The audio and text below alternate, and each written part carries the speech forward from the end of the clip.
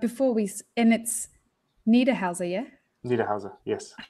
I'm so glad I got that You got right. it. Norbert Niederhauser, welcome to the Mapper Forward show. How are you?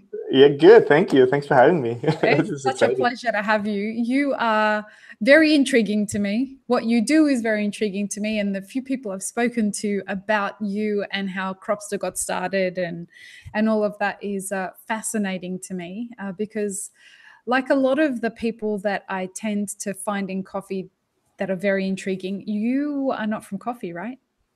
No, I'm from IT and social and from Austria. So yes, far away from the coffee lands at least. How are you finding yourself settling into the coffee world this many years into it? Difficult as fuck, no doubt. No, coffee is a beautiful family. So I love it. From the first, it's 15 years now that I came across, and I give you my history in a little bit. Yeah. But it's 15 years now that I got in touch with with coffee or the coffee industry.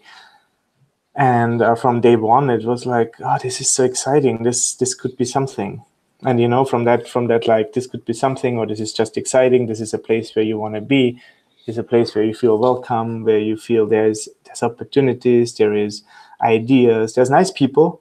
That's I always say that. There's nice people everywhere, right? Yes, but I always got a feeling when I talk to peers who work in the IT industry, and they cater, let's say, maybe to banks or to the finance industry or insurance or like other industries. There's nice people. I'm not saying they're not nice, but it's the sector as a whole. And you go to SCA and you could pretty much talk to everybody. Yeah, and everybody right. would treat you with a certain respect and a certain welcoming openness, and that I have not met in just any industry, let's say. So I like to look at our industry as a family, yes, but a dysfunctional family. I mean, I guess that's just part of being a family, Exactly right. Yeah, that's a really great way to look at it. I think we have all the best intentions and we're not quite sure how to all work together yet. I think in the right circumstances, we as an industry thrive. Like SCA is one of those great things where everybody's excited to be there. The people who show up there are really serious about what they do. They're investing in their future. And because of that, they don't want to waste their time being upset or being aggressive or being any of those kinds of things. They're the people who show up and want to be a part of a really great industry. And that's what's I love going to SCA for that reason. Absolutely, and that analogy of a family, it always comes back to me. As you know, I lived in Colombia for almost 7 years, and I was working with coffee producers and exporters and some of the coffee buyers from distant lands. From the perspective of Colombia, distant lands. Very far away. Yeah. Well, when people came in from the US, from Europe, from Australia, that was like, was always exciting to go to the field and be at a farm. And as you know, in Colombia, there's the Colombian Coffee Federation. It's a strong entity who organizes coffee farmers, does a lot of programs, outreach and also marketing, and also selling of coffee. So there's all those aspects. And when people ask, like, are you for the federation? Are you against the federation? It's like, well, you can't just say that. They have been there for many, many years. They have helped the industry in Colombia, and they're like the mother. And when you look at your mother, and some people call them like the cartel. Yeah, no, yeah, of course. I mean, you get all those names, sure, and for some, that might be their what they feel at that moment. Yeah. But when you look at the mother, right? It's something. I mean, she loves you. She has done so much for you, and then you want to be your own person, and you gotta distance yourself for at least a while. And I had to, I moved away, and I mean, I got stuck, I guess, or not really. I mean, I chose to be here, far away from it in a distance. But I check in with my parents like almost every day, and now with WhatsApp and all those, it's very cool. But to come back to that like mother relationship, it's not always easy, and that's what I'm saying. So, and at the coffee industry, there's all these institutions who are older and younger, and then you want to break away, and you want to be loud, and you want to do a little bit your own, and then you kind of settle into things a little bit. You become an adult, and I don't know. For me, it always works. I think. No, I think you're right, and I think in different parts of the world, the coffee industry is at different stages of its development, and I mean the front end of the supply chain. In the cafes, and the Australian coffee industry is much more developed than the US coffee industry with regards to its service model and how it delivers, and how we've in Australia. When I say we, I'm attributing myself to the Australian industry as well as the American industry. I'm like an adopted daughter of both of them. And our coffee drinking consumers, our coffee drinking culture over there is much more developed than it is over here, because espresso has been our way for 30 years. It's been mainstream for that long. So our children in Australia are socialized into the cafe culture. So, little girls go on daddy-daughter dates where they order baby chinos, and their daddies teach them how to go up and order a baby chino and a cookie that's got Smarties in it. And that's a part of them learning how to be socialized into society, I guess. So it's a really cute thing. I'll never forget this day that this dad came in with his daughter, and he said to her, go up, and he gave her the money, and she went up and ordered from the counter and checked in with him every 3 seconds, kept turning back and saying, what should I do now? What should I do now? And she waited for her change and came back, and they had their daddy-daughter date. And then he came up and said, thank you, I'll be back in an hour, and went and got her sister. And came back, did the same thing. Like, this must be interesting. But what a beautiful thing. These girls are going to learn how to be, they'll be going on coffee dates with their friends by the time they're 7 and 8 years old. That's kind of the way that it is in Australia. It's not like that over here. It's becoming like that over here in the States, in different pockets, but we're not quite there yet. Yeah, I can see that. I mean, we have that culture in Austria, coffee culture, and I think that's the only thing I really got from my home country, of like, there's like the coffee houses. I'm not particularly fond of the coffees there, and many people who went there, or especially coffee or specialty coffee people who go there, they see how. Now I'm very curious. I need to go to Austria. In what interesting shape it is. Well, I think the ambience sometimes is interesting. It's like what really Starbucks took to the next level, that like your living room kind of existed already in the Austrian cafes. They're just beautiful places. There's no shadiness or no weirdness about it. They're really just beautiful spaces to have a conversation or to read a newspaper, to be there, and that for hundreds of years, I would almost say, or at least 200 years. I really do miss that from Australia. I have to tell you, I'm going back to Australia next week for a couple of weeks, and I'm very excited about the fact that you'll walk into a cafe and there isn't Wi-Fi. So people are there to socialize with each other, and you meet people and have conversations with everybody that's there. And I very much miss that. And doing that here is just not something you walk into a cafe and everybody's on their laptops. Pretty much everybody's on their laptops. I'm like, okay, this is not a place to socialize. And it must be dreadful for the cafes over here, because that table is occupied for pretty much 8 hours on someone that maybe buys 2 lattes that day. Right. See how connected we are. That's awesome. We are. I noticed we both reached for beverages at the same time. Are you just drinking water? Yeah, just water. That's what I have on my desk all day. Then cheers to you, friend. Oh. Really, really lovely to meet you. I'm very happy about this. Yeah, me too. Me too. So you're having some of your Elixir. elixirs. Yes. Yeah, nice. Yes. What are you drinking right now? This is a methodical roasters are our roaster for the month this month on our online retail store, and this is a Guji that they roasted for us. Cool. But your mate scott-rao is our roaster next month. All right, so that will be exciting. I cannot. We get the coffee tomorrow, and I cannot wait because one, I'll get to taste it before everybody else, which is super exciting. Yeah. And it's just going to be really, really delicious. He's such a great roaster. I know a lot of people like to have opinions about Scott, but I have opinions about people based on what they can actually do. And from all the people in coffee, I've learned more from him than anybody else. Yes, he's a personal friend, but we talk about coffee and stuff sometimes. Yeah. How many times have you hung out with Scott and he talks about and never spoke about coffee? I think that's a hard thing to do. I think it's possible. It's totally possible. I think it sometimes can happen, especially over a drink.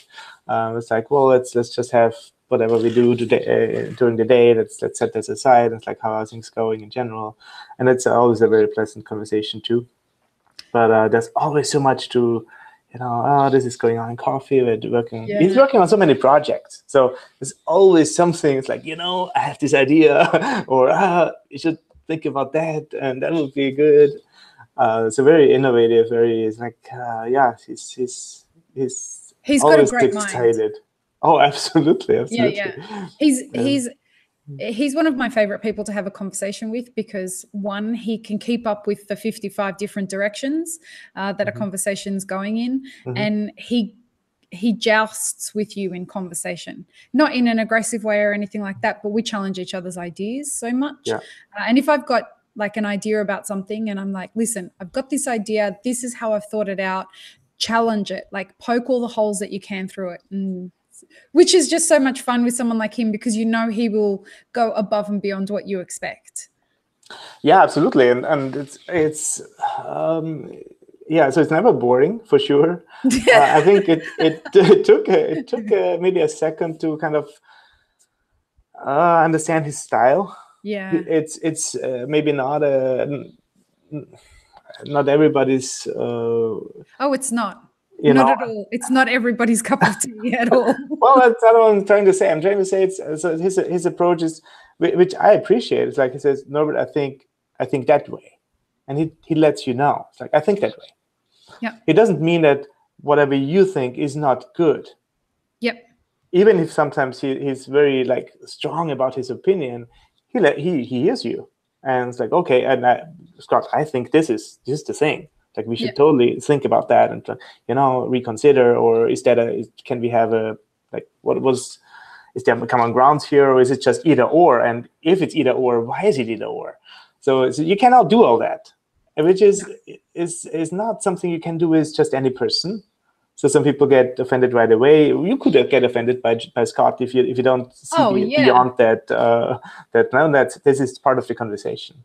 But I will say one thing, that I've rarely met humans who can be as honest as he is and straightforward with regards to his feedback, that have no maliciousness in what they are trying to do. And he has no maliciousness. I remember getting offended the first few times we had conversations. And so I just said to him, like, what's the go with this? Like, why are you being such an asshole? And he's like, but I'm not. Like, and he was actually quite shocked that it was perceived that way. And so, we got on really well, like from the word go, but it was great that I could, vocalize that to him and understand very quickly, this is not someone who's trying to be an asshole. He's just being very clear in the way he's communicating and giving you his perspective. And because of that, a lot of people get offended. And it's like, you're missing the opportunity. He's a really brilliant mind. Yeah. And I know he's going to listen to this. So, Scott, I don't want you to think that we're talking about you without you knowing that this is going to happen. I know you're going to listen to this episode because I'm I know that he was really excited about the opportunity to speak with you, Norbert. Yeah, that would have been very cool, but you know, we do sometimes, traveling. and I know, and yeah, it's always nice to catch up. I know he lives not so far from here. This is this interesting thing, and it's still a few hours to get there. And look, Santa Barbara is, you never know. One day it's burning, and the other days it's in mudslides. And you know, like, no disrespect to anyone in Santa Barbara, and my heart breaks for all the tragedy that's going on there with all the climate change issues that are happening. But Santa Barbara is one of those places where you don't really want to head to right now, just because you don't know what's going on, how many times this week they're going to be evacuating. Well, there might be, yeah. I have to say, I loved it. I always love it down there. It's just a nice city. Oh, it's beautiful. I would love to have it more around the corner. That's what I'm saying. So if the drive would be like an hour or two, I could hang out more. And well, it's just not what it is. But, do you surf? No, that's one of the things I don't do. You and I both, my friend. But you're from Australia, so I didn't even grow up in a country which is known for surfing. So. Yeah, I don't know what my excuse is. I'm just going to blame it on the fact that I have Arab genes. We don't really surf Arabs. It's not kind of our thing. Yeah. So let's just go with that. So I heard from a little Rayo bird, that you love chocolate. Absolutely, yes, absolutely. You know, it's always in reach. It really, literally, it's always in reach. That's fantastic. I just can't do it without it. No, chocolate is really one of my. I'm not sure if it's a downfall, but it's I developed a really intimate love for that product. Where did that come from? Because I have a feeling like I full disclosure here, I don't ever Google my guests before they come on the show. But I remember somewhere a while ago reading about you and cacao. Did you do some work with cacao or? Yes. So, well, I guess my love for chocolate comes from, I guess, growing up in Austria and having access to chocolate is a thing there. Like, you know, the Milka bars. It's of course the very mainstream and cheaper stuff, but it's chocolate, so it's part of what you get used to. And I have a sweet tooth, so I mean, you bring me pastries and a cake and stuff, and you will eat the whole thing. You have a new friend. Duly noted, my friend. I will eat the whole thing too. Yes. I mean, I'm getting a little bit more mindful now as I get a little bit older. As you become an adult and CEO of a company and all of that. Yeah. It's not my mind; it's my body. Yeah, let's blame it on that. Blame it on your gut bacteria. Let's just say that it's your gut bacteria that's making you do it. Right. I can't control my sugar at all, so I had to give it up completely. I've had to. Oh wow, that's intense. I can't. That's what I thought. I'm going on 8 years now, 8 or 9, something like that, and sugar-free. And it's the only way I can do it. I'm obsessed with chocolate. I'm obsessed with donuts particularly. So what do you do in terms of chocolate then? I will put raw cacao in a smoothie or a cake, or mix it with peanut butter, because it's so good for you. Yeah. So chocolate started, so that the deeper chocolate love, I think, really started 9 years ago when I moved to the US. So we started Cropster 11 years ago, and then 9 years ago I moved here. A little bit later I was introduced. So I was part of a group called the Sustainable Food Lab, and they were all and they still are. They are out of Vermont, but they work globally with big brands on how to make their agricultural supply chain in general terms more sustainable. And one of their members introduced me to a friend. It's a family, you know. It's a friend who just started a chocolate company in San Francisco, and that was Joe. So that's the bar I'm eating, and all kinds of their products. So they just started a new company. You're not an addict at all, right? No, no. Just an official disclaimer. I'm not an addict. A little bit. He's not an ambassador for the brand, but he might be a little bit of an addict. So you send me whatever chocolate you have. I'll bring it up. I wish I owned a chocolate company now. Fair deal. Nice. No, so what was interesting then was they started a very new concept of sourcing, of getting the cacao from different origins, kind of what coffee is doing, and cacao was not doing really much at all. They were more like, oh, we have same as in coffee 20 years ago. It was like, well, we have Colombian coffee, so it must be good. Right. And well, the chances are it's great coffee, but there's also a chance that it's not, or it's just a mixture of all kinds of qualities. So they started to work with producers in several countries to identify flavor profiles. So they got the nutty, and they got the fruity, and so they have like this little wheel here. Sorry, I have to show this again. Yeah, please do. There's this wheel, so which identifies different. So it says citrus, fruity, floral, earthy, nutty, chocolatey. Yeah, and if you're listening to this on just audio, it's Norbert's showing us the back of the Cho chocolate bar, and that's, how do you spell it? Cho, yeah, TCHO. Yeah. And there's a wheel, different colors, and it has different descriptors of categories that Cho chocolate class their chocolate varietals in, right? The cacao varietal. Right. Like citrusy is more like Madagascar, and floral is come more from Peru, and so they have certain countries, but also certain regions where they can develop the chocolates in terms of fermentation and drying in a specific way. So it was like, oh, we have this fantastic idea, and they were really just starting out, and they built their own software for that. So like a database.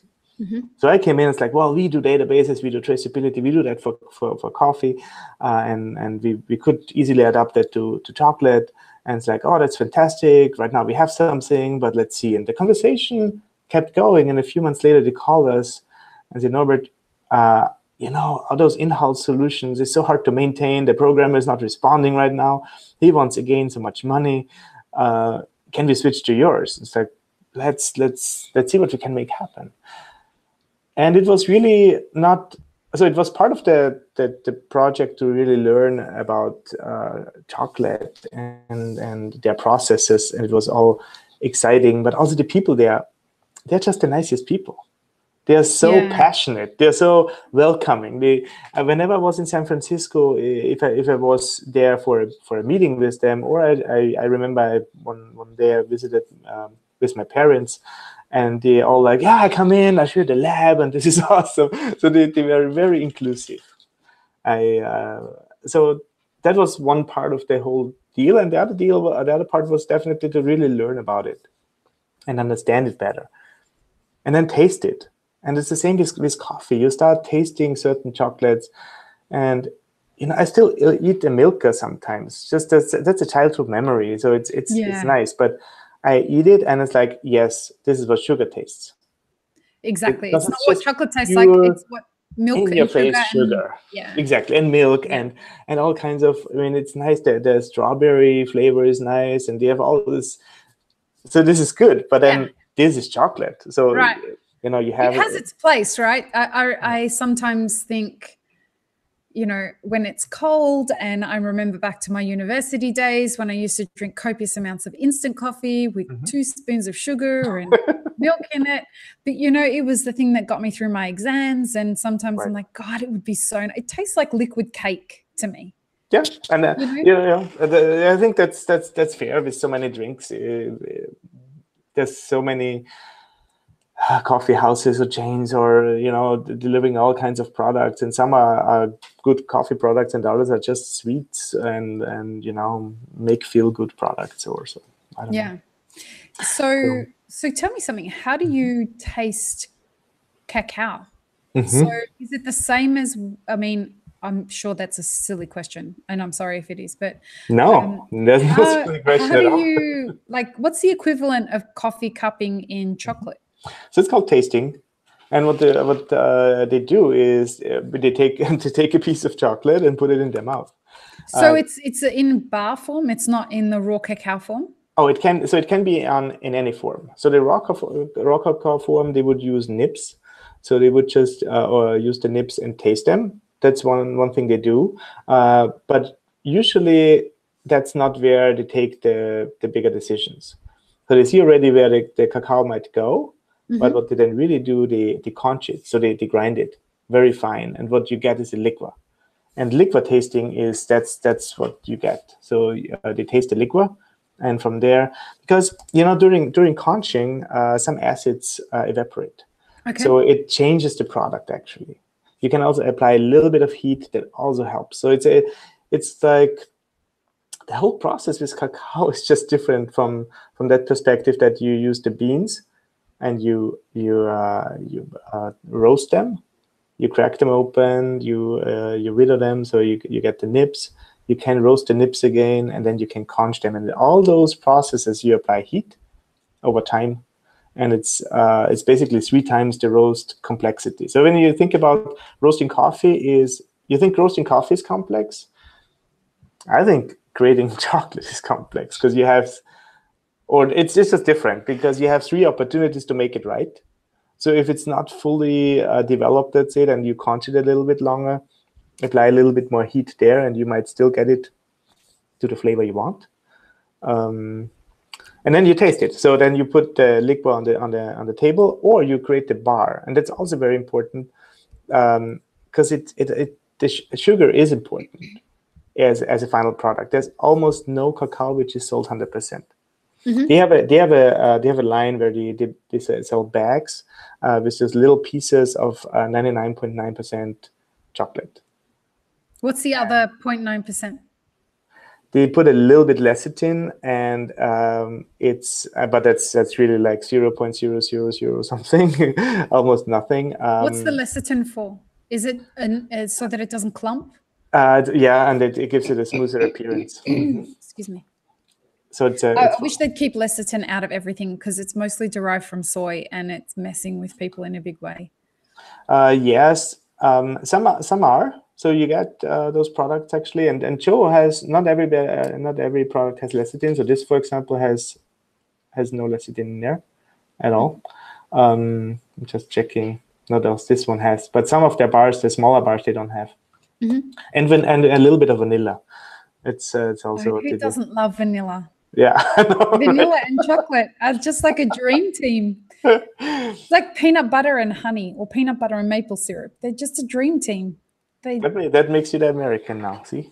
No. Peanut butter is a thing. Jelly, I've been obsessed with peanut butter since I was a child.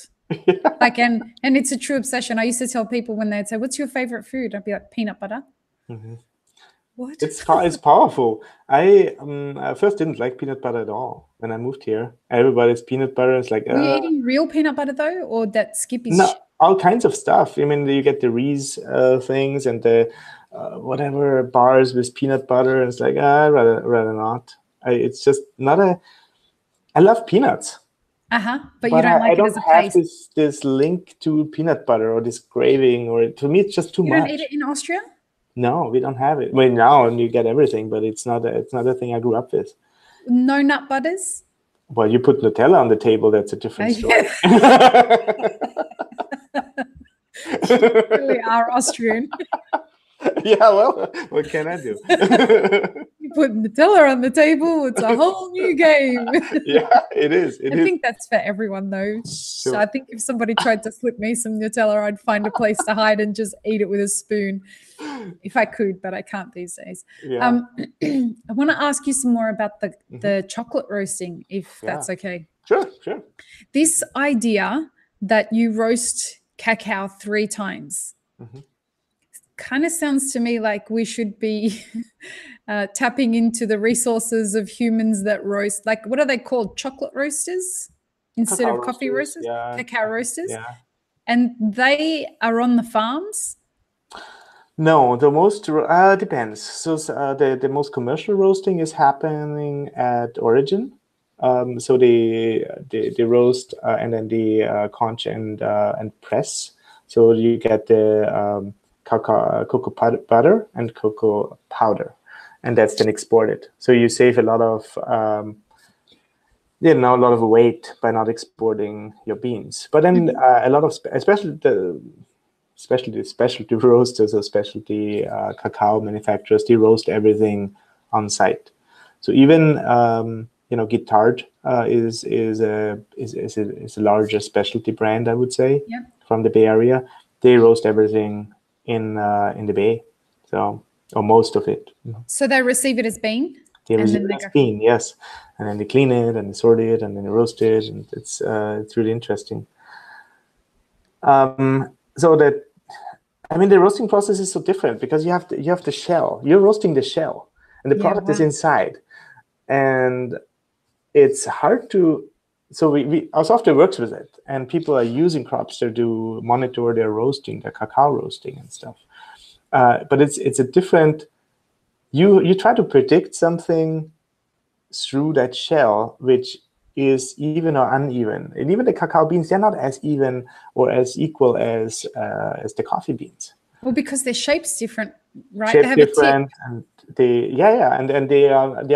I think there's less sorting also going on that aspect. There's density measurements, and they do like a cut test where they open the beans and see what's inside, how well fermented, how partially fermented or not fermented it is, if there's any defects. So those are the more physical, let's say, analysis parts they do. But the roasting is just, parts of roasting is really making the shell more crunchy to get it off easier. So that's the first part? That's the first part. Just make it so that you can crack the shell open and the nibs fall out better, and also separate the nibs from the shell. So the roasting process helps with that process. Otherwise, it's hard to. You can do it. There's another company in New York, Raka, I think it's called. They do. They don't roast. They open the beans and get the nibs out and out of the shell. Like scoop it out? Scoop it out, yes, and then process it into chocolate. That sounds like it's labor intensive. It is, and it's delicious. But I think from the perspective of scaling, I think it's quite hard to do. And I don't know how I visited them once, and I've seen and I ate their bars many times, but I don't know where they are at scaling or those things. Or if there's machinery helping them now. Does the software that you have to write, because I'm assuming that the software for cacao roasting came after the software for coffee roasting, is that right? Yes, exactly. So first was the coffee roasting, and then we thought, this is how you create a company. You have an idea and you think, oh, this is simple, let's do it. And it must be possible. So you kind of start, and then since you have already started, you go a little bit further in. You could say we are gambler and we are addicts to that, but it's well, you have to be careful. So that's the warning to everybody: don't gamble too long and too much. But it's still also good not to think everything through from the very start, because you would not. Certain things you just don't do because it's too much. If I would have known what cacao, it sounds so similar. It's like, oh, they do tasting. There's a physical control. There's a roasting process. So all those things.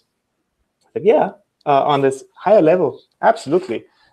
And then you go into details like, no. So physical is a cut test. We don't know of any cut tests in coffee. Oh, and then you do, you do all this process of conching. It's like, what is conching? It's like, you don't do that. And the detail will keep you away from the work if you knew what it was before you actually started the journey. Yeah, but the detail also makes it so exciting. So that's what I found. And if you work with the right people in the right setting, it's an enormous joy to work on those things and further them, and now we can do this, now we can do that, and that's how I see it. And that's why I think, yes, coffee roasting came first, but cacao roasting and cacao tasting and cacao physical analysis came second, and then were developed pretty much from scratch for cacao. So so it really made sense. Was that in the game plan? Did you? No. You got to love these little surprises that business throws at you, don't you? Yeah, well, there's it's the cacao is still a small part. It's not a huge business for us at all. It is something we have our heart in, and we do have clients, and it's growing, but it's not running this as a separate business would be very hard. Yeah. So having it as an add-on right now, I think is fantastic. And we'll see whether, the cacao industry is really looking towards coffee, specialty coffee. How did that develop? Oh, okay. You can see, especially Australia is interesting. You go to Melbourne and you can go to MIF. They have a hot chocolate or a chocolate store. It's like a cafe for chocolate. Yeah, we have a few of those in Australia. We have a lot of the big coffee brands, a lot of the big chocolate brands have opened their own cafes. So it's just something, as you say, Australia, had certain things, and then it might have come to the US or not, or also be developed here. I mean, I see more and more Australian companies coming to the US and like trying to implement that flavor, that specific taste or specific feel, and that just enriches the whole industry, really. But also could thrive there or push the whole thing into a certain direction. Yeah, and that's what I was about to say. What do you think is the potentiality of it? Yeah, it's very hard to say, because you never know what, will it become a trend? If it will become a trend, everybody wants it. I mean, it is for flat whites 10 years ago, almost unheard of. Yeah. Now you can get them. So it's interesting though. I think we're spending far too much time on improving the cafes and not enough time bringing people to the cafes. Does that make any sense? Well, I think it needs to go hand in hand. You can't just improving your cafes and then wait until someone shows up. I think it's an iterative process. Yeah. Same as with software, with really any product. You have to have something where people want to go and be attracted to, but you also have to work on how to keep them there and how to grow. And that's always the the big question. How can we do that? Do you frequent cafes? I do. Yes, absolutely. Yeah. And I love what has happened, especially in Sacramento. The Bay Area was always very interesting to me to go to. So it's very easy to go to San Francisco and hang out in all those cool places and have a diversity of options. And it was until like maybe 2-3 years ago, still fairly limited here in Sacramento. Mm-hmm. And it has like almost overnight, we now have the whole bandwidth. So, and it's, that must be exciting. It is super exciting. So the weekends for me, especially, or if I have meetings in the evenings or so, I have many places to go to. It's during the day. That's where I am. So. Change your desk. It's your laptop, right? Well, I know. We talked about that, right? I don't want to become one of those. I do it sometimes. Of course I do it, especially when I'm traveling. Yeah. And when I'm traveling to Australia, this is beautiful. You go to one of those exciting places, so nice. And you can or cannot use your laptop depending on where you go. Yep. Or you happen to be friends with the guys, and it's like, you can do it, but here's the back room. Or I'm sure you can just say, hey, listen, I'm the CEO of Cropster. Do you think you could let me have your Wi-Fi password, please? I'm not sure. You ever drop it? No, I'm not. I'm never do that. I'm very happy to hear that. It's just not our style. I think it's not my style. It's very interesting. I had a very, very intense. I have it sometimes. I go to roasteries, I hang out with people, and talk a little bit, and then we suddenly, are you in coffee? Are you doing something like that? It's like, well, I do Cropster, and it's like, oh wow, this is cool. Or it's like, Cropster, yeah, I've heard about it, and you get all those responses. And about a year and a half ago, I stepped into the Starbucks Reserve in Seattle. Oh, it's amazing, isn't it? It is amazing. It's Disneyland for coffee. I love it. Yeah. It's like a wonderland for coffee people. Absolutely. So it's a fantastic place to go to. And I had my parents over, so I was traveling with my wife, my parents, and we said, I'll show you one place you should see on this trip. And we went to Starbucks Reserve. I showed them a little bit about roasting. So we hung out around the roaster. And then part of the job of the roaster there is, well, get the coffee roasted, but also talk to the people. So you kind of stand on this rail there, and so he came over and it's like, hey guys, if you have any questions, let me know. I would be happy to, explain something or show you. And it's like, oh, that's cool, So we got talking, and then he sensed kind of, are you in coffee? And it's like, well, kind of. and I was like, what do you do? I was like, it's Cropster. And he literally took 2 steps back and bowed down. I was like, oh my God, how did I deserve that? And it's like, oh, that's so cool, that's really amazing.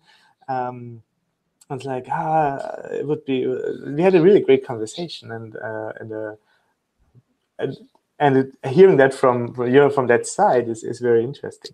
What does that feel like for you as an entrepreneur? Not the idea of you're far too humble to care if somebody bows down to you, but the idea that your product has penetrated somebody's consciousness in that such way. How does that feel? It's amazing. I mean, it still gives me goosebumps because it's it is what we set out to do 10, 15, 11 years ago when we started. It's like, hey. And that's what we were thinking. The coffee industry or some coffee buyers told us, well, we want more information. It would be great to have a system. So I heard that it would be great to have a system. I heard that all the time. And it's like, well, systems is what we do as IT guys. Yeah. Let's do a system. So I found my business partners, and they're like, well, let's do a system. And it took us a long time to get it right, I think. To develop it in a way that it would be a product, not only an idea. The idea was there immediately. We were immediately invited to conferences and stages, and it's like, talk about traceability and talk about all this good. That's fairly easy, but well, where's your clients? Where's your people who can actually use this and pay for it? And actually, every month show you the importance of it by renewing their payment.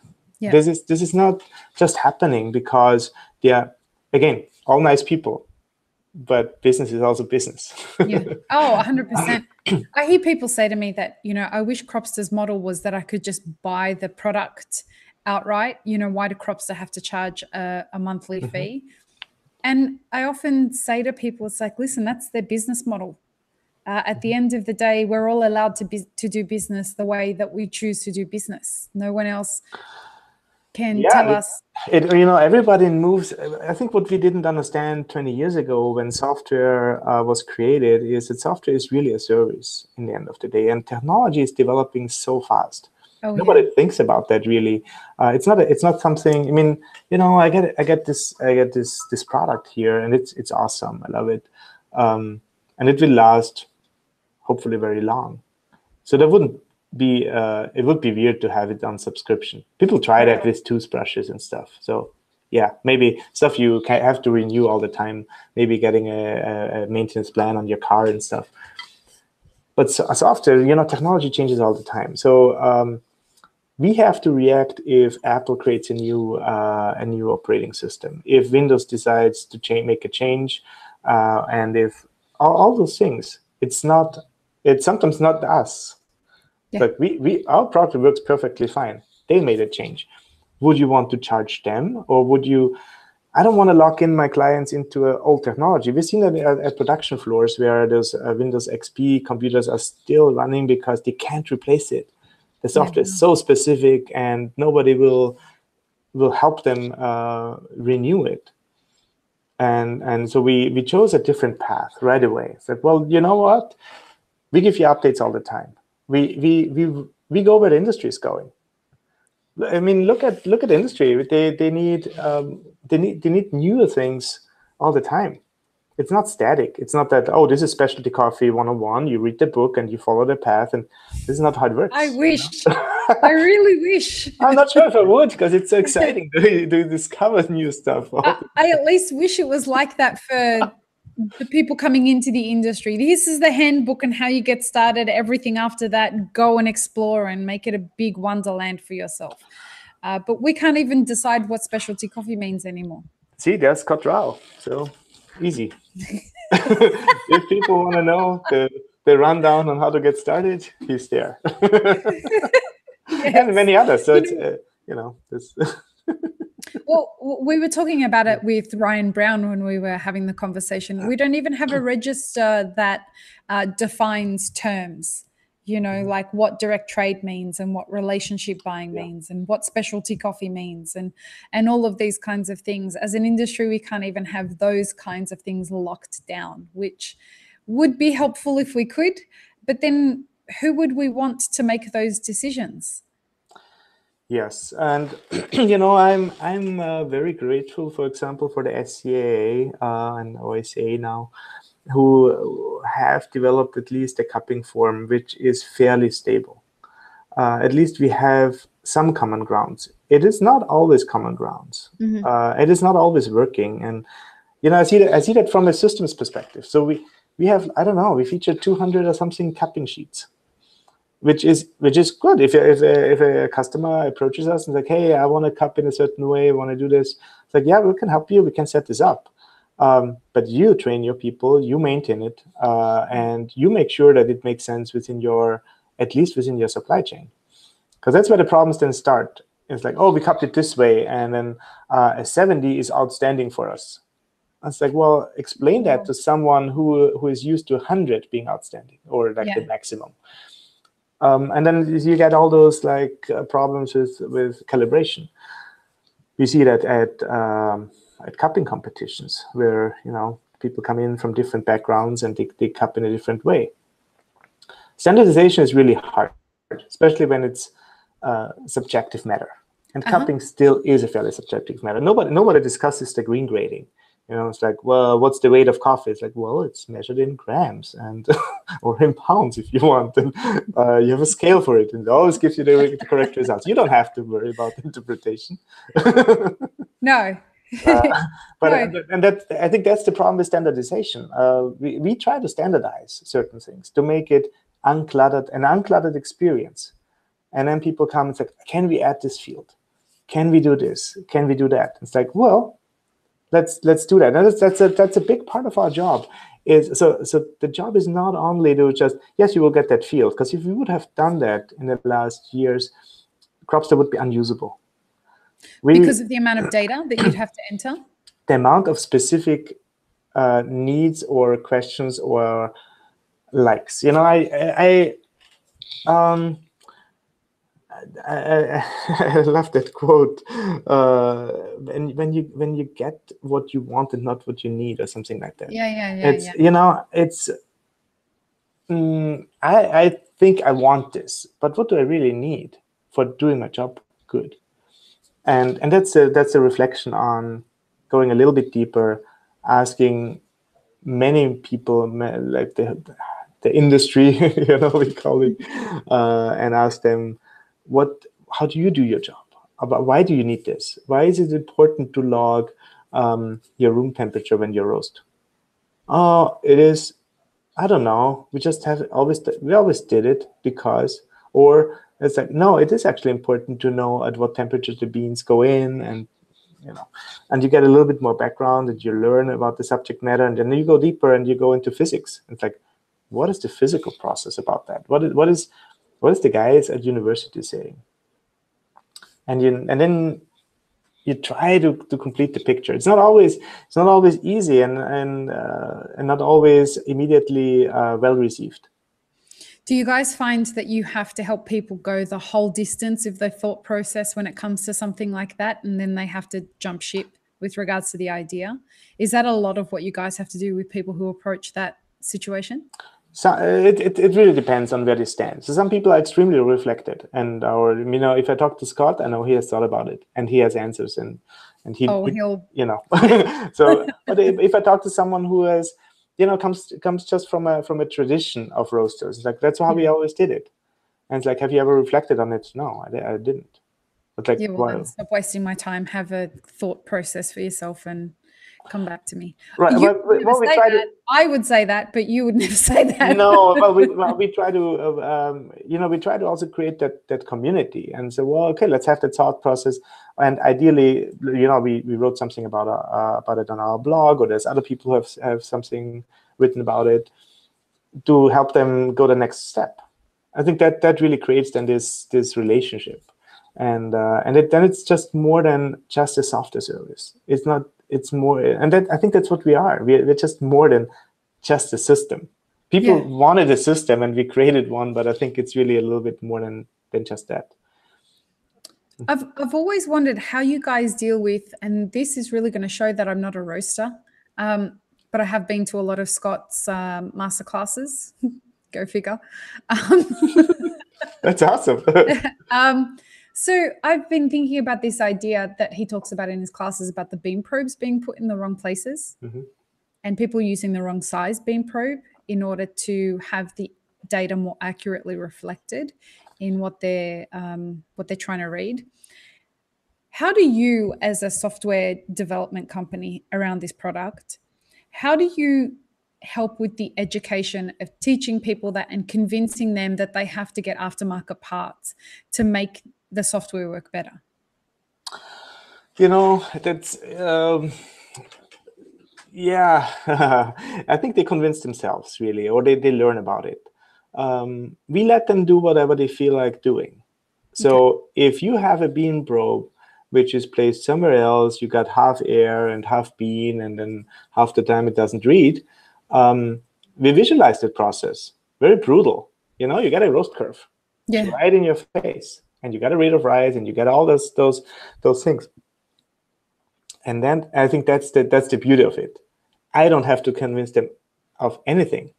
They see the data, and they come back to me and say, your system shows me bad stuff. It's like, no, my system works perfectly fine, and it's proven millions and millions of times. So that at least that I know. But maybe your system is not working that well. So let's have a look at it. What is it? The beam probe. Have you ever taken it out and cleaned it? It's like, what do you mean by cleaning a beam probe? Is that something you do? Have you ever seen coffee dust, dude? Like, or do you know where your beam probe is? And it's like, no. What is that? What is a beam probe? It's like, well, let's start and go dig a little bit deeper. I know. I mean, I sometimes compare, or I see. I try to see where's my experience. I can talk all day about roasting and about roasters and be smart about it. But if you would put me together with a mechanic about my car, and I know about the basic parts, and I can do a few things, but I'm not a mechanic. So if he expects me to, it's like, well, you're stupid, you should have done this and this. And it's like, well, I choose not to do it. I choose not to learn more about my car. It's not my passion. I go to the mechanics every so often. You tell me how often I should go, I go, I follow. And I expect my car running fine all the time. It's that great line of, I have people to do that for me, because it's not what I want to be spending my time doing. Right. But ask me what I'm passionate about, and ask me about what my job is. And it's my requirement to know everything that I can possibly know about that. And I think that that's probably where we're seeing a new trend.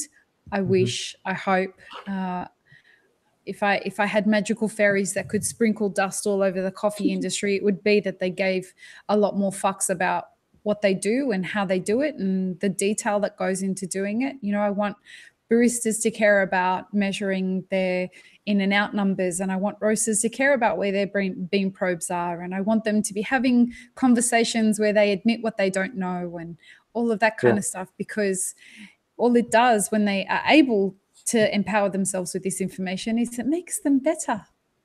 Funny concept, I know. For sure, and I think that's what is the great thing in the specialty world, and that's the opportunity of all those small and mid-sized roasters. They operate at a scale where details matters. I always felt that's really how I got into coffee. I was working in a research center in Colombia, and I was working with smallhold farmers with like an acre or 4 acres of land, so really limited.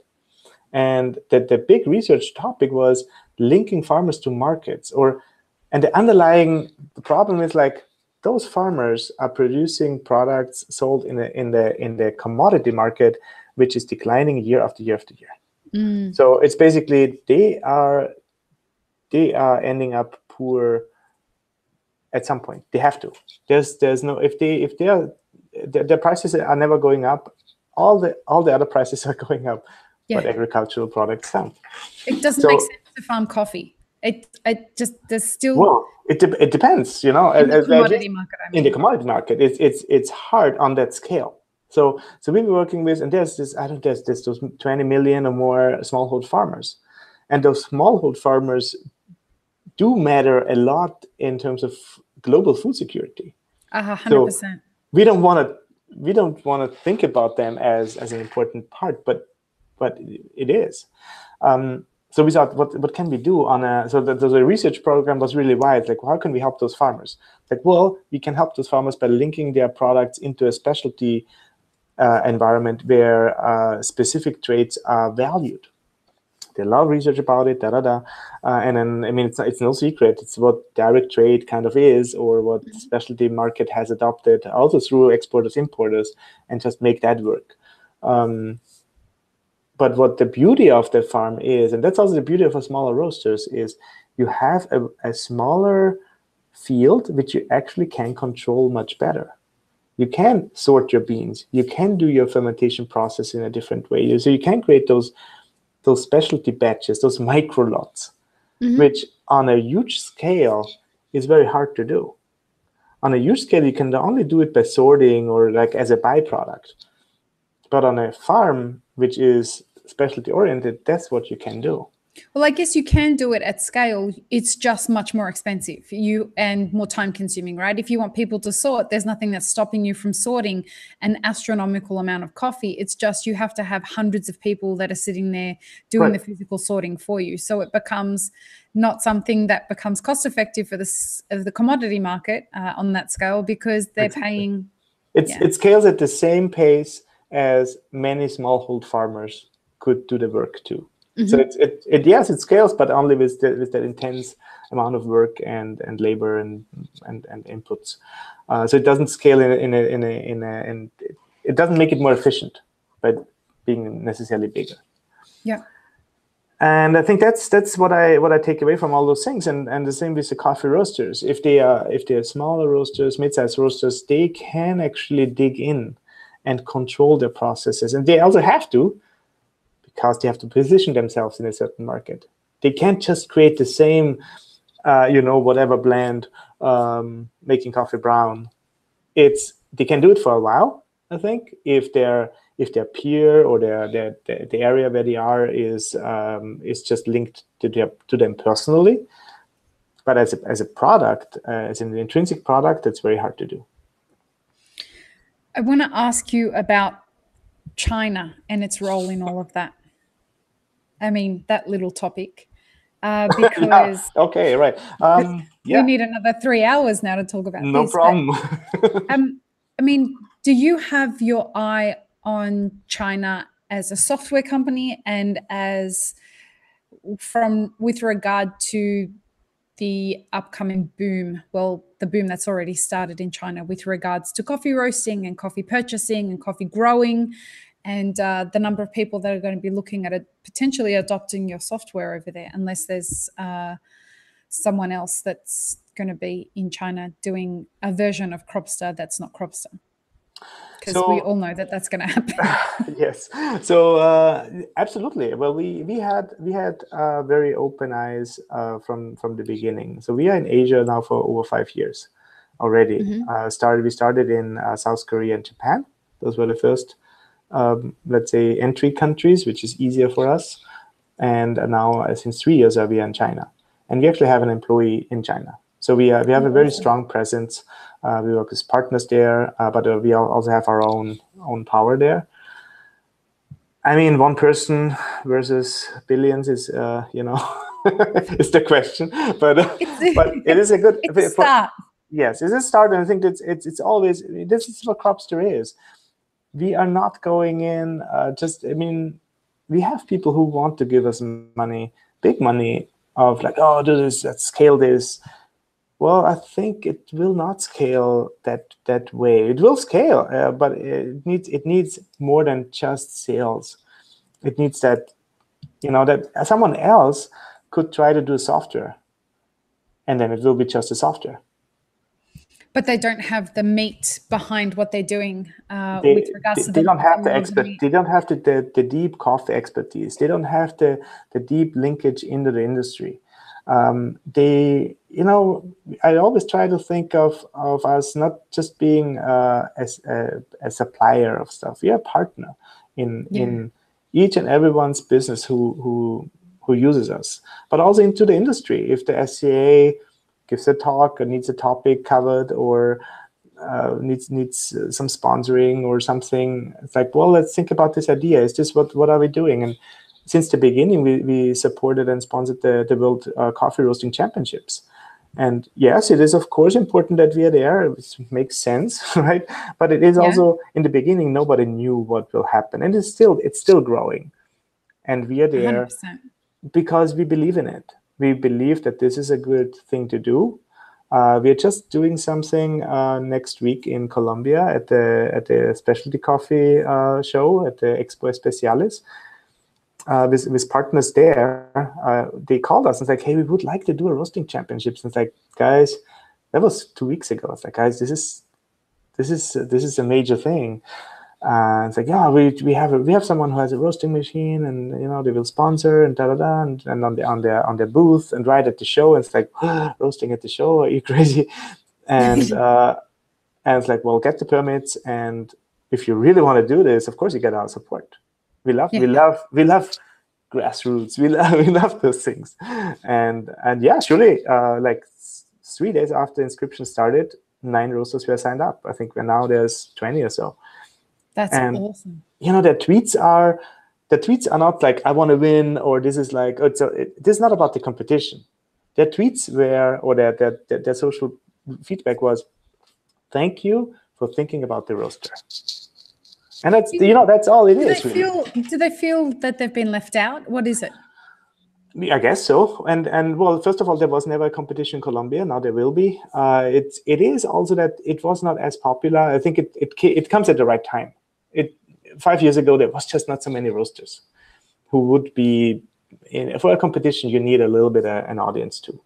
And well, the baristas, they had that already, and they have that. Yeah. Traditionally, I mean, they are the forefront, towards the consumer, and the consumer is a big market. And when you want to integrate the consumer somehow, you got to be at the barista. With regards to roasting at origin, and not necessarily on the farm, but at these origin countries, where I hear, and I've never been to origin, I'm hoping to change that next year, but I'm hearing that a lot of the farms don't necessarily know what their coffee tastes like roasted. That was definitely for a fact, I would say 10 years ago, and it has improved a lot. There's different programs, I think. So first of all, a lot of specialty roasters, or more and more specialty roasters, are aware of that fact, and they actually take the extra expense and the extra time and effort to send a roasted coffee back from the US, from Europe, from wherever they are, into origin. And I go frequently, so I also do still a lot of work in Latin America. And you go to origin frequently? Yeah. So I'm going to Colombia on Wednesday, for example, and then I will be in Brazil in November, and I was in Mexico just 3 weeks ago. So it's mainly Latin America, but I'm still I feel very connected, of course, through my time in Colombia. That just is still, it's still there. It's so with regards to, go ahead, please. So they sent back that coffee, and when you see the producer exhibiting that bag, it might be already an empty bag, but it's like a trophy. It's like it's like, hey, this is my coffee, and it was roasted there, and it has my name on it. And I would encourage everybody, please take a bag from if you know your supplier, if you have a direct relationship, and send one back. It's not very uncommon. I would say it's not something very new. I think I'm how you say, you preach to whom do I preach? I don't know. So people who do that already. So to the converted. Yeah. But yeah, it is a thing. And then roasting at origin also becomes more and more popular. So different countries have discovered. Mexico has had big incentive programs for incentivizing local consumption, which is still bearing fruits, in my opinion. Brazil doing something similar. So I think the countries have discovered that it's important to have also local coffee culture, and it's super exciting. Sometimes it's a copy, sometimes it's an intent. So it's not always perfect, and I think what I most appreciate it is when it's their own version. It's like that's what we feel. In countries where coffee quality was never really a thing. Colombia, I saw it so many times. As I said, 15 years ago, people would export. Coffee was for export. Yeah. And what stayed in the country was the bad quality, and that was made into instant. Yeah. So instant is still a huge market in Colombia, but 15 years later, you see a top-notch third wave, fourth wave, whatever you want to call it, coffee stores in Bogota, beautifully designed, perfectly roasted, and the fantastic thing is it's fresh coffee because they have access. So they don't have to wait 3 months. They just, hey, send me that bag over. 2 days later, it's there. And so if they know how to deal with that, sometimes you get really, really amazing coffees. And it's about creating an economy for that, right? Like a buying economy for it. So for them, it's not just, how do we learn how to roast this coffee? It's how do we get people to come and drink the coffee? Which I'm sure, because they've got so many people that are a part of the coffee farming culture, that to be able to taste the end product must be so exciting. It absolutely is, and it's new opportunities for people who grew up at a farm who want to be a roaster, a barista, want to be more involved in the trade. It all helps, honestly, to have the supply chain link and understand each other a little bit better. So it's fantastic if that happens, and it is happening. It's happening in every country I've visited. They all have now a certain local specialty coffee scene as I said, in different interpretations. Yeah. I mean, in Ethiopia, there was very much an established way of brewing coffee that wasn't just instant coffee. It was, pan frying the coffee and things like that. And it's still, that you can also find that in Latin America at the households. The coffee grower, they don't have a roasting machine. They don't have the means and get a special machines. They have some beans, depulp them, and put them on the stove. They put them on the stove. They don't have popcorn machines. Yeah, exactly. But it's that's of course also a specific way of presenting the product. It has its meaning and. But what I'm really excited about is those local roastings. And what's also happening is I just know that a little bit better of Colombia. There's a company in Bogota. They produce roasting machines, but what they also do is they put those roasting machines out there into different regions. So as a grower, if I want to have my coffee roasted professionally, I bring them a bag, and I get back so many bags of roasted coffee with my own. If I want a label on it with my name and with my design, they do the design for you. They print the label for you. It's like a white bagging, right? Yes, exactly. So it's all toll roasting, and but it's a service which is available, and And they're permanently positioned in those regions. That's great. They're running all the time, so you can book your when you want to. I'm going to bring my coffee in, and you're going to give it back to me brown in lots of bags with pretty labels on them. Right, and of course you pay for it, so there's a business model which keeps it running. And that I think the hope is, and we'll see that it's we have to be a little bit careful with farmers and how we. I mean, careful. Everybody has their own rights to interpret things. If I buy a lottery ticket, it's not guaranteed I will win. But yes, someone has won. That's true. And those people are shown to us every week. They have won. They have made it. But all the millions and millions who have not won, they're not shown. And that's a little bit the dynamic sometimes I feel there, where it's like, oh, I get my coffee roasted and into a bag, a beautiful bag, and it must sell for $20. And it's not a given, because first of all, you're in a totally different market. Your economy works totally different. If everybody does it, it just destroys everybody. So there's levels. Exactly. There has to be levels. That's what makes capitalism work. Some people want to buy the shittiest coffee because they don't value it that much. And other people, it's the most important thing to their day because it's a ritual to them, and they're happy to spend $25 a bag. It's not a problem. And I guess it's also about the opportunity. If you put yourself out there in that bag and roasted coffee in front of a new audience in your village, or even you go to Bogota, in the capital city, or in the bigger cities, where there is more financial power, you get yourself out there and you might be discovered. It's like putting your song onto a CD, right? It's like, it's not given that your song will be heard or will be played in the radio, but if you don't do it, it surely will not be heard. Absolutely, yeah. So, and I think that's your background, right? That is my background.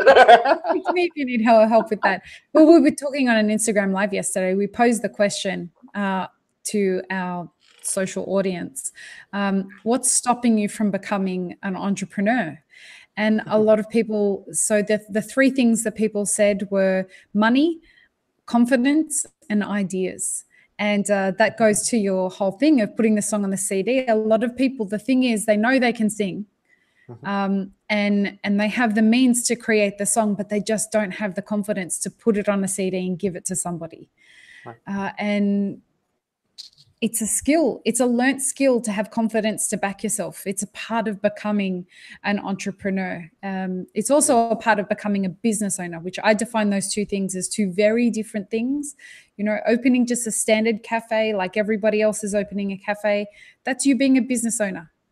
But if you want to open a cafe that is different and fills a pain point within the community that hasn't been filled before, all of a sudden you're an entrepreneur. You've brought something new to the table. That's linking to my experience. I always like to do stuff. I always like to talk to people, but I'm not sure if and maybe that makes me a salesperson too, but I can only sell stuff I absolutely believe in. And I don't sell it because I want to sell it. I sell it because I needed to let you know about that chocolate. And I need to let you know about so many other things, because that's what excites me. And I learned, Chef Gene from Groundworks back in the days where we just started Cropster. I called him up, I gave him a demo, and it's like, yeah, I like it. And it's like, Jeff, I would like if you use it, would be great. We can see about the invoice and about all this, and it's like, what are you talking about, Norbert? It's like, yeah, well, you can go month by month, and you can do an extended trial if you're not sure, because I wasn't fully sure what it is. And he said, Norbert, look, here's the thing. I want you to send me an invoice for a whole year. I was like, wow, this is so cool. It's like, yeah, because I truly believe what you have is something awesome. And if it's not awesome today, it will be tomorrow. And I'm more than happy to support that. So he's one of those persons, like, and there's many of those. They just like, hey, I vote with my money here. I believe in you. I trust in what you do, and it will not be waste. And it's like, my God. I talk a lot about, part of your puppy years as a business owner should be about understanding who your customer, going and finding them, find the low-hanging fruit first. Like find the people that your product will make sense to, and go have conversations with them, show them what your product is, and they will tell you everything that you need to hear about making it something that you can take to market. Absolutely. Was that your experience? Yes. So there's two approaches in software. One approach is listen to your customers. One is do not listen to your customers. And the don't listen to your customers comes from they confuse you. They don't. It links a little bit back to what we have talked. They tell you stuff they might want, but they might not need them, or they don't get the order right. It's like, what is really important, what is crucial to have, and what is an add-on. And software is expensive and intense to create, especially good software. So it can take you this extra year, and you're just losing so much time and power.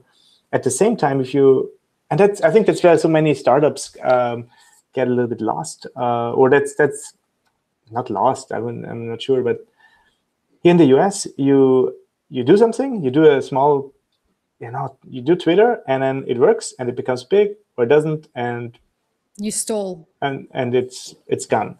And I think there's something in the middle there. To me, that's always too aggressive, because there's all those beautiful ideas. There's people who are some people just look for the money, and for them it's like a gamble. It's like, we do it, we get the money, we don't do it, and that's okay. That's a different thing. But there's so many people with passion. It's like, this is my passion. I really want to make this work, and I think that is a problem which needs solving. And they get inspired by this, like, do it quick and put it out there. And if not 1 million people buy into it tomorrow, it has failed. It's like, no, it has not failed. No. You can create a niche market. I mean, Cropster is a niche market. There's no millions of users within a year. That's not how it works. The reason I'm reaching around here is we have these things that I'm working on this one right now for the Australia event. We create these maps for people in their careers and their businesses. So we have these 10-year maps that have 3 sections: the puppy years, which are the first 2 years, and that's where it's all about learning the fundamental skills of whatever sector of the industry you're in. Then there's the mid-career years, or the mid-business years, and that's where it's all about skill development. And then there's the next 5 years, which are the pro years, and that's where it's all about leadership, innovation, and becoming an expert. And we divide it all up, and it's a map that works for no matter what you want to do, and it would be applicable outside of the coffee industry as well. Yeah. But when we talk about the map, we say the puppy years and the pro years are the easiest years. That might sound counterintuitive, but they really are the easiest years, because you're fueled by inspiration and passion and all this stuff that gets you moving. The mid-career years, that middle 3 years, that is the most difficult, because it is the most boring. It is the years when you just have to do the same thing again and again and again and again, especially in roasting. It's the years where you have to be able to develop the relationship between your palate, the roast curve, and what you're physically doing, and doing that blind so that you can tell what's going on in a roast curve on your palate, and you can see it in the physical product. And it's the same thing in business, right? You start this business, and it's very exciting, because if you're doing it right, you've got a lot of people involved in it, and it's going great. And then you hit this plateau, and then what you have to do is just again and again learn how to sell your product and learn how to get it to other markets. And it's the same shit again and again in those mid years. And that's where I feel like, what you're explaining is that there's a hole in the middle. There's a gap somewhere that's lost, because people get very carried away with this idea of how exciting an entrepreneurial endeavor is, right? Yeah. And it is. Like, don't get me wrong. I mean, you can attest to that, how exciting it is at that beginning, when the ideas are flowing and the creative juices are there, and everyone's excited and exhausted and pushed right to the brink. And then what comes next? Yeah. Then there's this gap of, but what do you mean? Like, I'm so sick of doing the same thing again and again and again and again. But that's what the job calls for right now. That's that it's not new anymore. But then it gets to a whole new other level where you've established yourself in a market, you're seen as an industry leader, you're seen as being someone that people can trust, and then you get an influx of people and we kick it off. There's a big uptick again. But that's what we talk about a lot with regards to careers and businesses. And hey, if you can understand the way that this is going to ebb and flow, you can read this situation a lot better. And you're like, okay, so now I need to settle into the fact that this is all about skill development and how to become a master at what I'm doing and how to drop the ego and find mentors and do all this kind of stuff that it's going to get me to the next point of where I'm going to be able to become a leader in what I'm doing, whether it be as a career or as a business. Oh, absolutely. I think it's extremely important to have that like that support network and that patience and that you know, and that really that desire of really having your own business. So it is a challenge. It's a huge challenge, and it's something extremely beautiful and frustrating and well, yeah, also, yeah. So I think it's you know, for everybody, I guess it's different, and it depends where you stand in your career and what you have in terms of already knowledge or you know, a network established for your product, or if you have the financial means to really do this for a long time without seeing a return or all those things. So that there's different. Everybody is at a different stage or at a different point, and but it's always about kind of that. So how deep do you really want to do this, and do you really want to do this, and then also that it's okay if you don't do this. It is okay. You don't. Not everybody has to be an entrepreneur. Yeah, and you can decide once you've started, actually, I didn't know that this was going to be like this. I don't want to do this. Right. And nobody likes to fail. So sometimes it's good to have a little bit of story, and maybe that links us back a little bit to the Chinese market. Nobody wants to lose their face, right? Yeah, and it's very, very, very strong over there. You can't just rush in there or say to a person's face the things you think. It doesn't work that way. Even if that, like, the person did something wrong and said, well, you did it wrong, you gotta give them a chance, like a way out, an easy way out. Recover that. Yeah, that's quite Arab actually, as well. There's a lot of cultures that are like that. And I think it's it's just it's either bad or good. It's just a way. It's just a culture. It's a way we do things. We communicate. Now, for me, it was also important when I do Cropster, when I put everything aside. I left my research job. I left my country before that, and then I left the host country, Colombia, again into the US, and all these crazy things. I thought, well, shit, if that doesn't turn out to work after what? After 2 years, after a year, after 3 years, after 5 years, what do I tell my friends? What do I tell myself? What do I tell my family? It's like, oh yeah, I failed big time. I was like, I'm a failure, and it's hard. That's really hard to say, right? Oh, and yeah. Probably not a problem for all those external people, but for yourself. It's like, oh, I failed, and now what? Is this what it is? Is that this is it? So I thought, no, let's have a different approach. And that was inspired by the research center. So the research center. I did my studies up to like a kind of a master level. Austrian system is different, so it's what legal. Did you study, by the way? Information and communication engineering. Okay. IT, and so I completed that study, but I never got a PhD. And that's what the research centers are.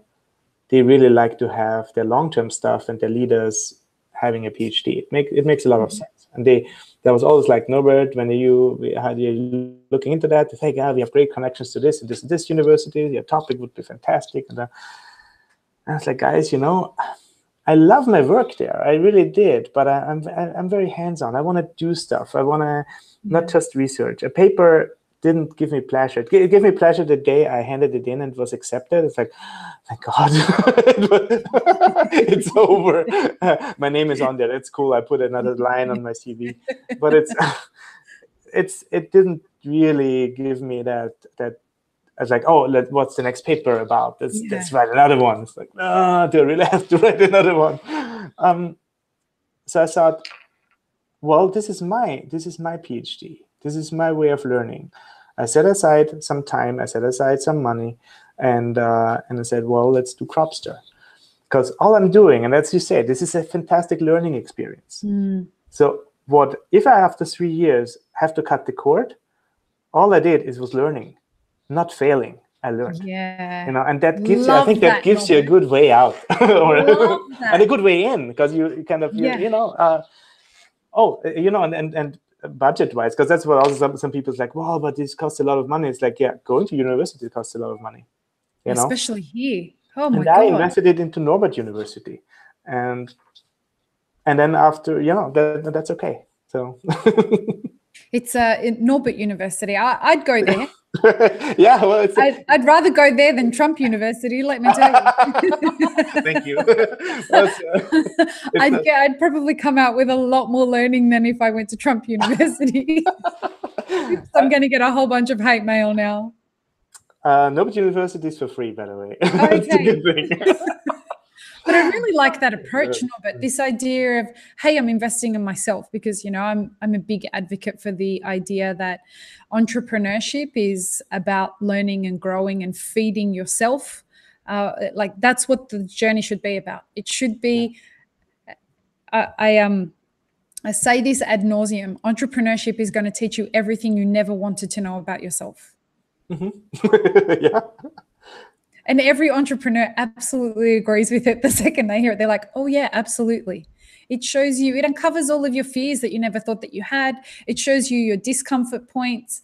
It shows you all of those things. And if you approach the idea of, I have an idea and I want to take it to the world, but I'm going to go in this as a learning expedition. And it's everything then, isn't it? It's such an exciting one, and it's so great. I'm just thinking very strongly about Andreas and Martin, my business partners. It was so random, in a way that Martin came for an internship at the research center, and so he stayed for 6 months and then extended for another 6. Because he really liked it and we really liked him, so it was just insanely good, and it's like, wow, that he really knows about technology. That's awesome. And then Andreas, a very good friend of mine from university, who had started a job at a different company in Austria, was always intrigued about, like, Colombia, it always sounds so wild and so awesome, the stories I told when I came back to Austria. And then he joined me for 10 months at my research position. We did like a job sharing. So, we share my job, my responsibilities, and we share my salary. So we can both live, and we can both do 50% of work. And then we had more time to that's how we had time to think about Cropster. And Martin was there, and it's like we all three, and it's like, oh, let's do this. And the first thing we did was thinking about a name. Like, we need a name. We need a name which works well. Cultures can speak it, and it works in Spanish, it works in English, it works in German, it works and like, it has something to do with agriculture, like the crop part. It has something with technology, something fancy, something, I don't know, the Cropster, okay, cool.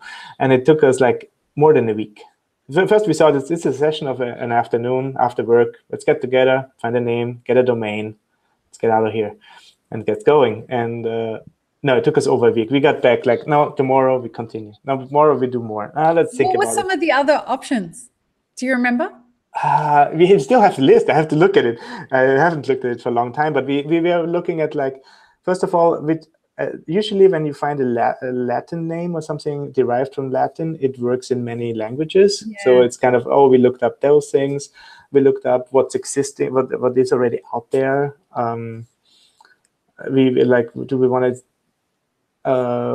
something we didn't want something very coffee specific, because we really set out to do high value supply chains, which we still do, and whether coffee is of course the biggest. So I don't really remember other names anymore, but it was like a process of refining, and then that doesn't sound good. No, that's too narrow. That's too too specific. That's too abstract. And then we found it. And it's like Cropster it is. And it's like, okay. And you just knew, right? Like, no, it took us a week. It took us a week to finally kind of arrive at that, like, and we came back to Crop, and the Cropster, and it's like, should we do? And then maybe another session is like, no, let's do Cropster. Cropster it is. Okay. Cropster.org, because we are an organization. We are not a commercial company. We are changing the world. And go Cropster. Go Cropster. And the first thing, we took pictures of us founding and having that domain. And those pictures still exist. And that was like, oh, all right. Now what do we do? Now we have a company, so cool. And everybody, everybody tells you need a business plan, and you need a business plan, and do your business plan. And we did, but it's very hard, because you don't really know about so many things. And then we got going. So I think we're an atypical, maybe, I'm not sure, typical, but not something which a lot of people recommend to do, because it is extremely stressful. It's a lot of work. We did a lot of extra loops before we arrived where we arrived, but I guess that also gave us the strengths. And what my point really was is, we didn't do a casting or a selection of business partners of like who has we all three IT guys. Where's the financial knowledge here? Where's the marketing guy? Where's the sales? Where's the guy with the specific coffee knowledge? Nobody. Well, we all are. But what really is important is you're spending so much time with those people, and you're discussing important decisions, heartbreaking decisions, hiring, and sometimes also let go of an employee, and then this decision of like, what do we develop first? Is this important? Is this important? First of all, we got to know each other very well too. So not only ourselves, but also the other business partners. And you become a team. And that's one of the most, I think, enjoyable experiences now, that we are quite different. I mean, you can talk to the other guys, and we are quite different. But we know each other so well. We work so well together, and it's such a joy to have that experience, That's awesome. I know so many business partners that hate each other. I guess it goes either way. It could go. I can totally see why it can go south easily. It is very stressful if you don't work on your communication skills. If you don't work on what does he actually want or need? What do I actually want or need? How do I communicate that best? Right now it's so interesting. Sometimes we have weekly or sometimes even daily calls, still, because to organize and align so many things. I can see them thinking. I can see what they're thinking right now. I think sometimes I know you want to say this, but you don't, because if you say this right now, it just causes another 10 minutes of nothingness. So that's growth, right? In a team. That's learning how to communicate together. Exactly. And I'm extremely proud of that, of all of us, honestly. Do you guys all have very separate jobs? In Elixir, I have two other business partners. They own 10% of the business each. And we all have very different lanes that we operate in the business. And so they only really get involved when it's their thing that needs to get access to. I always keep them informed of everything, but the way that we found best to work together is we all have very strong skill sets in what we do. We're all there for each other, but nobody really crosses over on anybody else's territory. That's just the way that we do it. How do you guys do it? Well, I think we have figured that out, whose strengths is here or there. But as I said, we are three IT guys, so we love logical thinking, and that's what we try to apply to everything we do, and sometimes forget about other things a little bit. So Martin is the CTO. So he's the head of technology, and he clearly, I mean, that is fantastic in what he does. Honestly, I could not have done Cropster without him. I did like a 0.01 version of Cropster at my research job in ancient programming, kind of.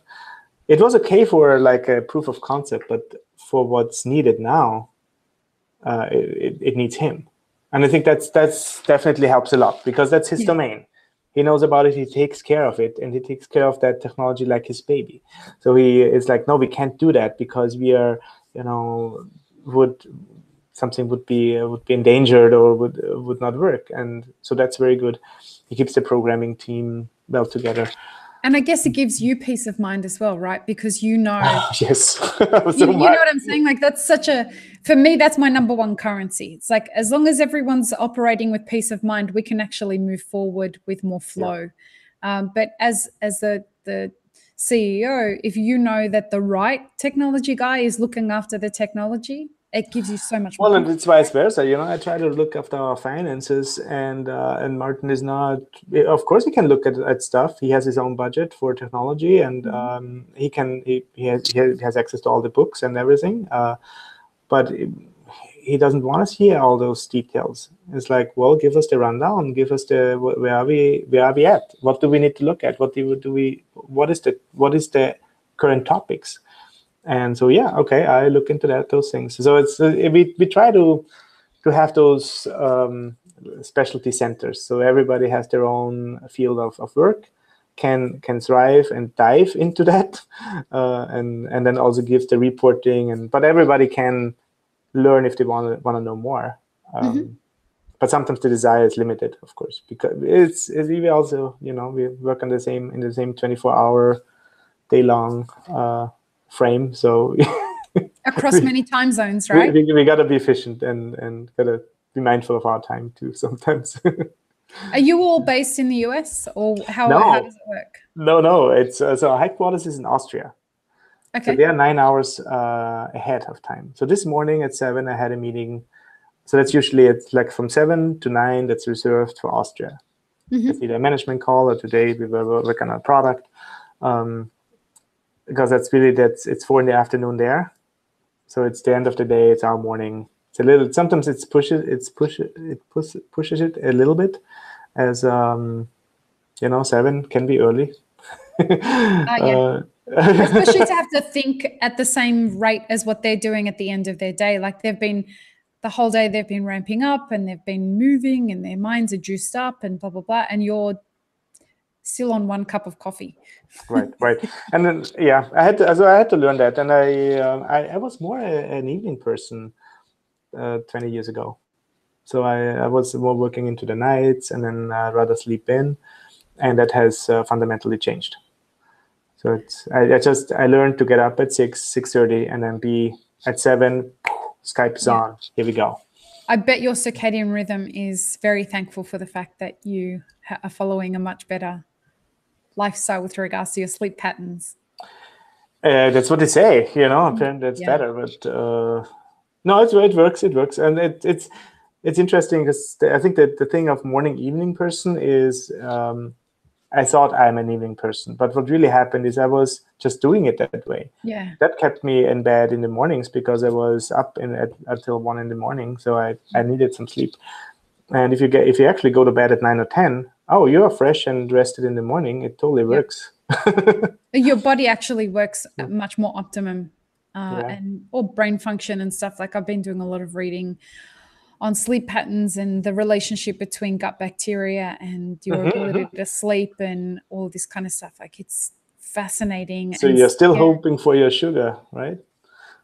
I realized that. It's so funny. Since you say that, I found out that my sugar addiction is actually caused by a candida. It's caused by too much candida in my whole system. So I personally believed it was up in my brain and everything. So it's this many years later and I'm still trying to rid my body of candida. And the worst part about this is I thought that I was a unusual case, and my functional medicine doctor tells me that the majority of the population has a problem with candida. Absolutely, everybody. I totally agree. And I try. I tried and I did diets, like 5 week no sugar. That helps a lot. Which one? The 5 week or 6 weeks no sugar diet. Yeah. Which is supposed to kill parts of that fungi, but it's the yeast. The yeast, yeah.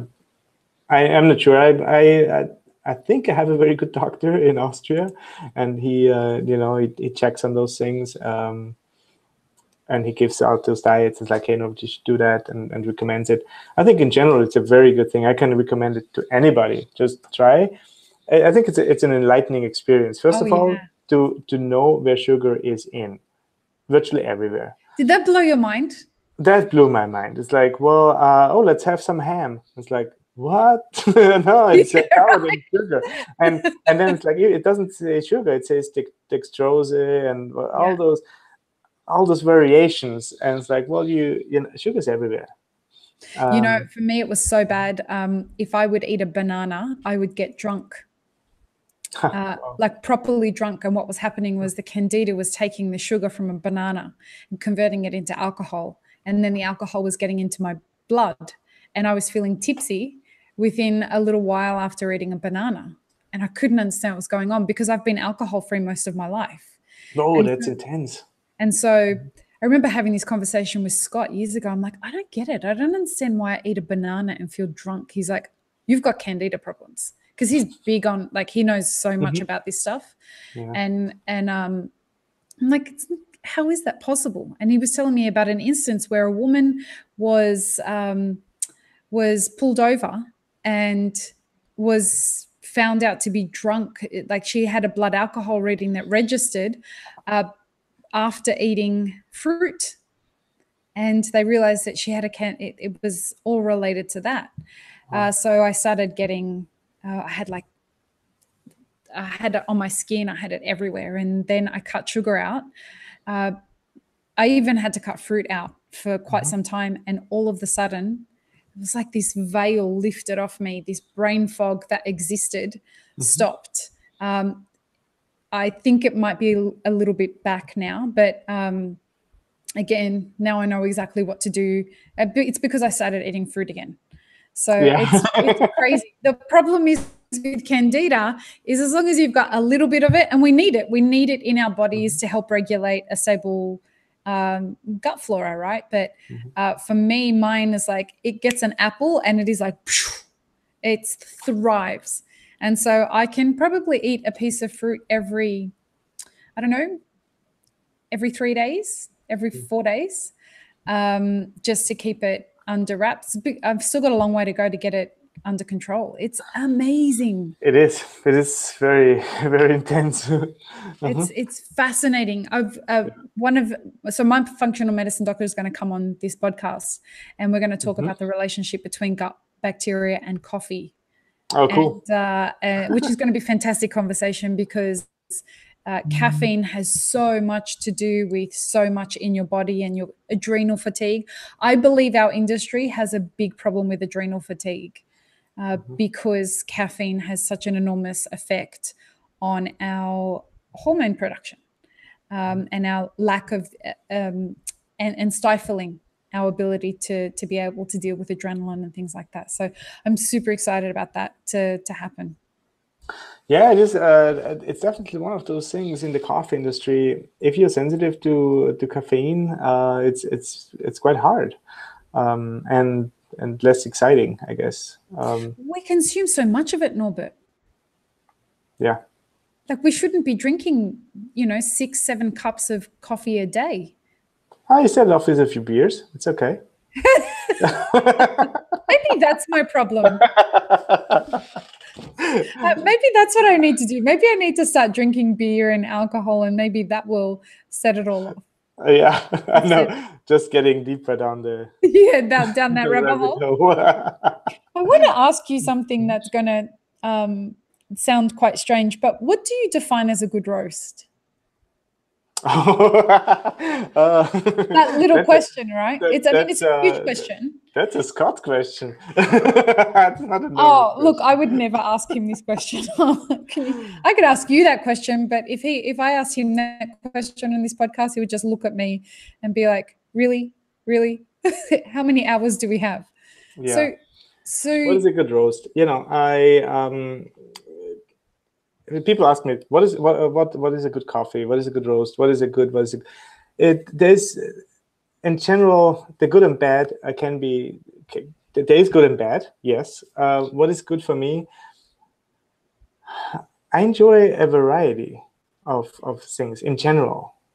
But what are you looking for in a roast curve that says this? You know what? This is going to be a pretty good roast curve. This is going to be a pretty good coffee. Well, we preach the rate of rise since many years, and that's one of the easier approaches to say, well, if you're not going under like 1 or so in your rate of rise, and if it's not steady for too long, so baking and those things, if your rate of rise is not flicking all the time up and down like crazy, those I think are the general. It would be the general approach for me.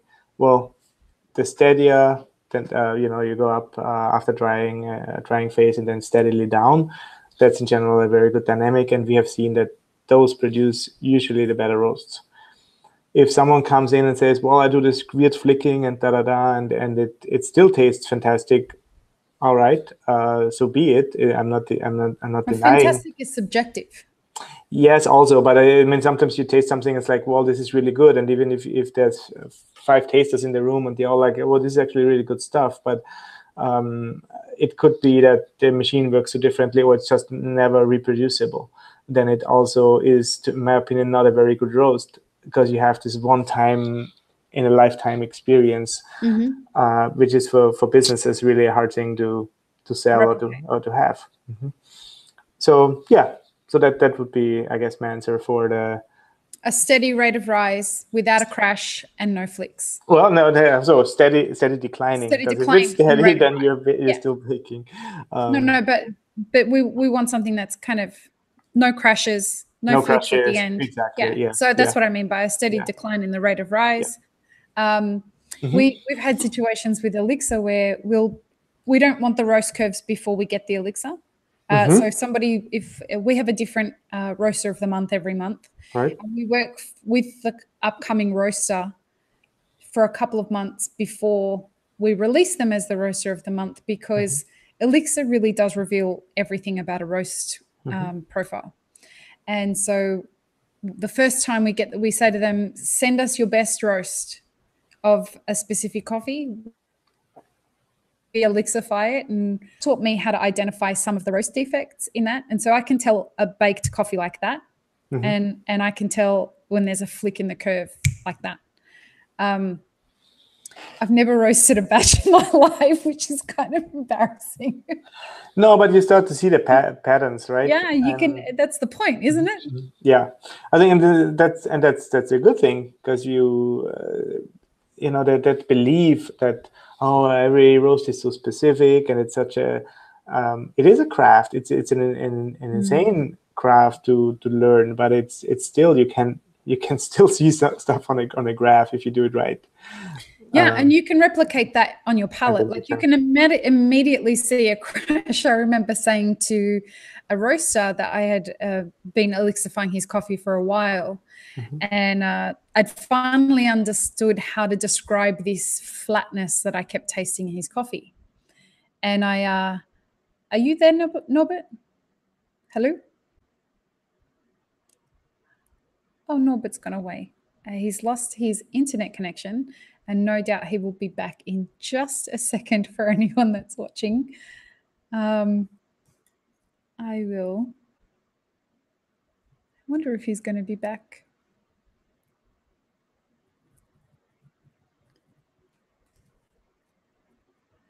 I think he's just lost his internet.